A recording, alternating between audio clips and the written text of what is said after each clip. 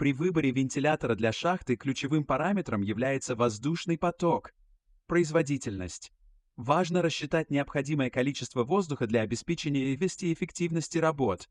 Например, для среднего тоннеля длиной 500 метров обычно требуется вентилятор с производительностью 5-10 метров сунктов.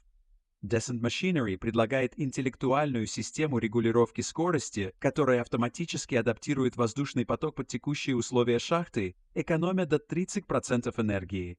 Наши вентиляторы проходят тестирование в реальных условиях, гарантируя точное соответствие заявленным параметрам.